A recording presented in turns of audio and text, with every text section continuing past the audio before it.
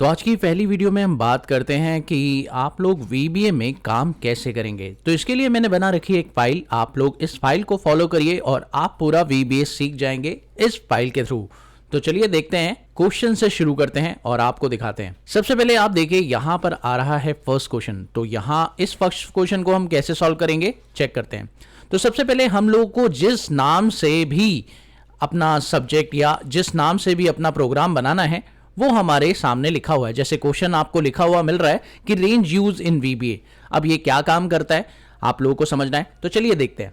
तो सबसे पहले हम क्या करने वाले हैं, यहां पर आ गए हम लोग एक्सेल पर और यहां पर डेवलपर टैब में जाएंगे और यहां विजुअल बेसिक्स को ओपन कर लेंगे। ओपन करने के बाद आप लेफ्ट साइड में ये जो प्रोजेक्ट विंडो दिख रही है और प्रॉपर्टीज विंडो दिख रही है, इसे आप क्लोज कर दीजिए। उसके बाद आप इंसर्ट सेक्शन में जाकर मॉड्यूल इंसर्ट कर लीजिए। नाउ अब अगला काम आप क्या करेंगे, यहां पर आप लोगों को साइज जो दिख रहा है वो काफी स्मॉल है, तो आपको पहले साइज इंक्रीज करना चाहिए ताकि आपको प्रोग्राम आपका क्लियर दिखे।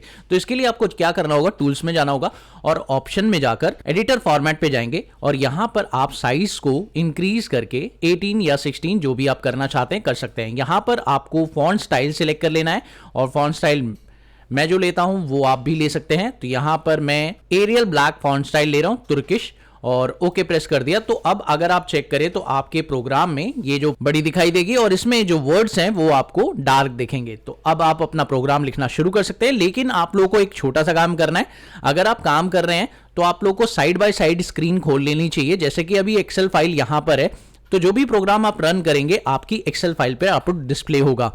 तो इसके लिए आपको करना क्या है, सिंपली यहां पर आप अगर विंडो 11 इस यूज कर रहे हैं तो यहां पर स्प्लिट स्क्रीन का एक ऑप्शन होता है, जिससे आप इसे में आप अपनी VBA विंडो रख लीजिए और दूसरी साइड में अपनी एक्सेल विंडो रख लीजिए। इस तरीके से आप प्लेस कर लीजिए और उसके बाद आप अपने कोड्स लिखना शुरू कर सकते हैं। तो चलिए शुरू करते हैं। अब कोड्स को लिखना देखते हैं कैसे लिखेंगे।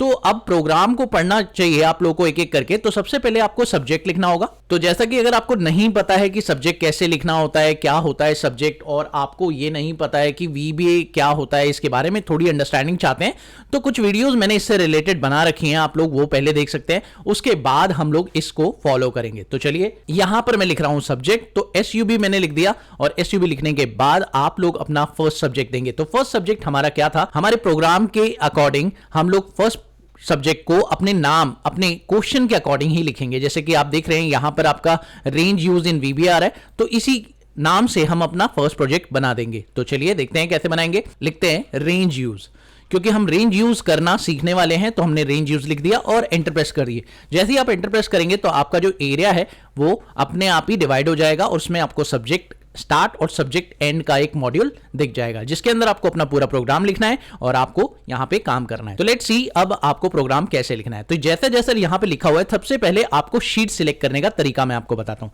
तो अगर आपको शीट सिलेक्ट करनी हो तो उसके लिए आप क्या प्रोग्राम लिखेंगे, यहां पर लिखेंगे शीट्स, ब्रैकेट के अंदर इन्वर्टेड कॉमा में शीट, उस शीट का नाम जिसे आप सिलेक्ट करने वाले हैं, शीट 1, और ब्रैकेट क्लोज डॉट सिलेक्ट। तो इस कोड की मदद से आप किसी भी शीट को सिलेक्ट कर सकते हैं। तो ये देखना चाहते हैं तो चलिए मैं आपको दिखाता हूं। यहां पर मान लीजिए मैंने नीचे की तरफ एक शीट ऐड कर दी और अब मैं चाहता हूं कि शीट 1 सिलेक्ट हो जाए इस प्रोग्राम की मदद से।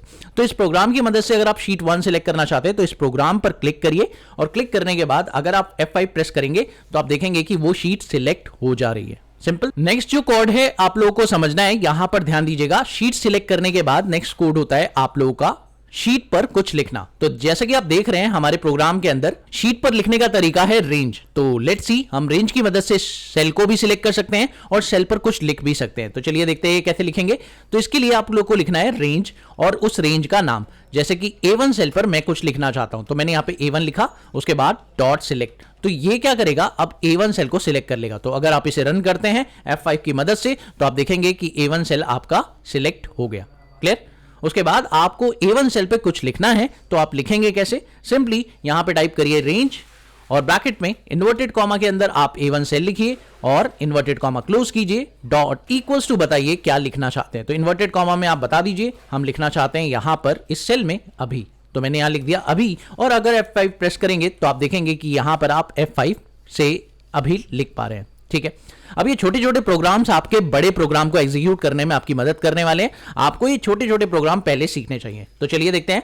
अब आपने अभी लिख लिया, लेकिन अगर मान लीजिए आप रेंज ऑफ डेटा में अभी लिखना चाहते हैं, जैसे कि मैंने अभी आपको बताया है, यहां पर चेक करिए, मैं रेंज ऑफ डेटा में भी लिखना चाहता हूं 50, तो आप ये कैसे लिखेंगे? सिंपली यहां पे आपको लिखना है रेंज, और अब आपको रेंज बतानी है, जैसे कि यहां पर लिखा B1 से लेकर, उसमें आप डेटा एंटर करने वाले हैं। यहां पे लिखिए इन्वर्टेड कॉमा और इक्वल्स टू आप क्या लिखने वाले हैं, तो यहां पे लिख दीजिए 50, और अब आपका B1 से B5 में आप 50 लिख रहे हैं।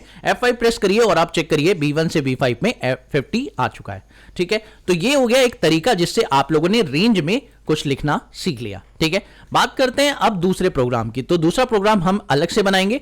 यहां पर आपको सेल यूज करने का एक और तरीका बताया है, यानी अगर आप लिखना चाहते हैं तो लिखने का एक तरीका रेंज है, लेकिन लिखने का दूसरा तरीका भी आपको सीखना चाहिए। तो चलिए देखते हैं। यहां पर एक और सब्जेक्ट बना देते हैं और यहां पे सेल यूज के नाम से अपना प्रोग्राम क्रिएट करते हैं। बात करते हैं कि अगर आप किसी सेल में लिखना चाहते हैं स्पेसिफिकली सेल के मेथड से, तो आप ये कैसे करेंगे? तो इसके लिए आपको लिखना होगा सेल्स, और उसके बाद जैसे ही आप ब्रैकेट लगाएंगे तो वो आपसे पूछेगा बताइए कौन सी रो में आपको लिखना है। तो लेट्स सपोज मान लीजिए कि मैं यहां पर चाहता हूं कि मैं B6 सेल के अंदर कुछ लिखूं। तो B6 सेल का मेरा मतलब क्या है?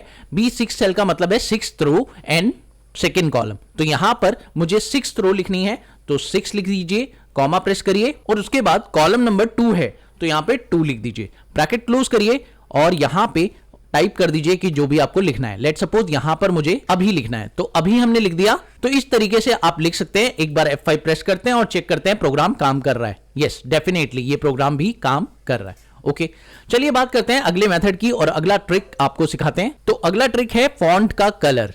चलिए देखते हैं फॉन्ट का कलर आप कैसे चेंज करेंगे। यहां पर अगर मान लीजिए किसी सेल का कलर आप चेंज करना चाहते हैं, तो इसके लिए आपको क्या लिखना होगा? तो यहां पर हम एक और सब्जेक्ट बना लेते हैं। अब यहां पर मैं अलग अलग सब्जेक्ट अभी क्यों बना रहा हूं? ताकि आपका प्रोग्राम आप प्रॉपर तरीके से चला सके। जब हम लोग सारे प्रोग्राम को सही तरीके से सीख लेंगे तब हम एक प्रोग्राम बनाकर भी देखेंगे। तो फिलहाल अभी हम सेपरेट प्रोग्राम बनाकर आपको दिखा रहे हैं। तो यहां पर आपको क्या करना है? फॉन्ट कलर सीखना है। तो यहां पर अपने प्रोग्राम का नाम मैंने बता दिया, फॉन्ट कलर। और अब देखिए मैं यहां पर अभी जो वर्ड लिखा हुआ है ऊपर उसको मैं कलर करना चाहता हूं, तो मैं यहां पे लिखूंगा रेंज। अब उस सेल का नाम बताएंगे जो सेल में आप कलर करना चाहते हैं। तो A1 सेल है जिसमें मैं कलर करना चाहता हूं, और लिखेंगे डॉट फॉन्ट डॉट कलर, और कलर के बाद आप इक्वल्स टू लगाएंगे। अब इक्वल्स टू लगाने के बाद आपको कंट्रोल के साथ स्पेस बार दबाना है। कंट्रोल के साथ स्पेस बार दबाने से आपको ऑप्शंस मिल जाएंगे कि कौन सा कलर आपको करना है। अगर आप यहां पे VB लिखते हैं तो VB के साथ आपको विजुअल बेसिक्स, यानी जो भी विजुअल बेसिक्स में जितने भी कलर्स आपको यहां पर मेंशन हो रखे हैं, सारे कलर्स के ऑप्शन मिल जाएंगे। जैसे आपको VB रेड करना है तो आप VB लिखकर R दबा दीजिए, और अगर आपको येलो करना है तो Y दबा दीजिए, ब्लू करना है तो B दबा दीजिए, ब्लैक करना है, सब कुछ आप कर सकते हैं। तो यहां पर VB लिखना एक छोटा सा कोड है, बस आप उसे लिखिए। उसके बाद आपको रेड करना है, तो मैंने यहां पर रेड टाइप कर दिया, और अब मैं F5 प्रेस करता हूं, आपको दिखाता हूं कि ये रेड फॉन्ट हो चुका है। ठीक है, तो बहुत सिंपल तरीका है, आप लोगों को ज्यादा मेहनत करने की जरूरत नहीं है। चलिए अगर मान लीजिए अब आपका फॉन्ट कलर आपने देख लिया, लेकिन अगर आपको बैकग्राउंड कलर करना है तो आप कैसे करेंगे? तो बैकग्राउंड कलर के लिए आपको इंटीरियर डॉट कलर लिखना पड़ेगा। यही लाइन आपको दोबारा लिखनी है। तो अब हम बैकग्राउंड कलर देखेंगे, तो यहां पर हमने बैकग्राउंड, और अब हमें बैकग्राउंड का कलर चेंज करना है। तो यहां पर हम क्या लिखेंगे? रेंज इन्वर्टेड कॉमा में A1, फॉन्ट नहीं रहेगा इस बार रहेगा interior dot colour is equals to VB yellow. VB yellow आपने लिखा, उसके बाद आप F5 प्रेस करिए और आप चेक करिए कि आपका जो बैकग्राउंड कलर है वो क्या हो चुका है? वो येलो हो चुका है। ठीक है, तो ये तरीका आप यूज कर सकते हैं फॉन्ट का कलर चेंज करने के लिए और फॉन्ट का इंटीरियर बैकग्राउंड चेंज करने। ठीक है, चलिए प्रोग्राम में आगे बढ़ते हैं और अब आपको बताते हैं एक नई चीज जिससे आप अपने डेटा के अंदर रोज ऐड कर सकते हैं और रोज को डिलीट कर सकते हैं। तो चलिए ये भी देख लेते हैं फटाफट से। अगर मान लीजिए आपको अपने सब्जेक्ट के अंदर रो ऐड और रो डिलीट करनी है, या कॉलम ऐड या कॉलम डिलीट करना है, तो आप कैसे करेंगे? तो इसके लिए आपको इंसर्ट, हम प्रोग्राम को बना लेते हैं इंसर्ट या डिलीट। हमारे प्रोग्राम का नाम रहेगा इंसर्ट डिलीट। ओके, अब आप देख सकते हैं कि यहां पर आप स्लैश यूज नहीं कर सकते। तो यहां पर आपको प्रोग्राम को कुछ इस तरीके से बनाना है जिसमें कोई स्पेशल कैरेक्टर ना हो। तो मैं इसी तरह से लिख देता हूं इंसर्ट डिलीट। तो अब ये चेक करते हैं कि अगर आपको रोज इंसर्ट करनी है तो आप क्या लिखेंगे? इसके लिए लिखेंगे रोज और ब्रैकेट में उस रो का नाम। लेट्स सपोज मैंने 4th रो इंसर्ट करनी है, तो यहां पर मैंने लिख दिया 4 और ब्रैकेट क्लोज किया डॉट इंसर्ट। जैसे ही मैं लिखूंगा उसके बाद मैं F5 प्रेस करता हूं, आप देखिए ये रो इंसर्ट हो चुकी है। उसके बाद अगर मैं यहां पे रोज 4 अगेन लिखता हूं, ब्रैकेट क्लोज करता हूं, डॉट डिलीट लिखता हूं, तो यहां पर अब एक समस्या आप लोगों को देखने को मिलेगी। जैसे ही मैं F5 प्रेस करूंगा तो आपको कुछ भी शो नहीं होगा। चेक करिएगा, मैं F5 प्रेस कर रहा हूं लेकिन आपको पता ही नहीं चल रहा कि प्रोग्राम चल भी रहा है या नहीं। ऐसा क्यों हो रहा है? बेसिकली हम लोग को यहां पर प्रोग्राम चलता हुआ दिखाई नहीं दे रहा। अब क्यों नहीं दिख रहा? कारण यह है कि जो ऊपर का भी प्रोग्राम है वो आपका इंसर्ट का है और यहां पर डिलीट का है। तो जो प्रोग्राम का एग्जीक्यूशन होता है वो एक बार में हो जाता है F5 के साथ। समझ गए मेरी बात? एक बार में, यानी आपकी ये वाली रो भी और ये वाला काम भी दोनों एक बार में चल रहा है। और जैसे ये दोनों एक बार में चल रहा है तो रो इंसर्ट भी हो रही है और रो डिलीट भी हो रही है, लेकिन आपको दिख नहीं रही है। अगर आप चाहते हैं कि आपको step by step row insert होती हुई दिखाई दे और रो डिलीट होती हुई दिखाई दे, तो आप इसके लिए F5 प्रेस ना करें, आप इसके लिए F8 प्रेस कर सकते हैं। तो चलिए F8 से देखते हैं क्या ये प्रोग्राम चलता है। तो F8 प्रेस किया मैंने। अब ये जो है तरीका स्टेप बाय स्टेप प्रोग्राम को एग्जीक्यूट करने का है। तो F8 प्रेस करिए, अब आप देखिए आपका जो रो है इंसर्ट हो गया।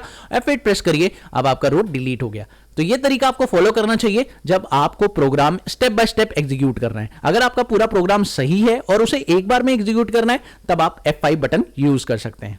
ठीक है, समझ गए मेरी बात? तो ज्यादातर अच्छे प्रोग्रामर्स क्या करते हैं कि F8 का इस्तेमाल करके अपने प्रोग्राम्स को रन करते हैं, जिससे उन्हें एग्जीक्यूशन का पता चलता है कि किस स्टेप पे गलती है, ये भी पता चलती रहती है। तो अभी तक के प्रोग्राम में आपने ये सब सीखा। चलिए बात करेंगे अगले प्रोग्राम में आगे का। मिलते हैं अगली वीडियो में। Thank you so much.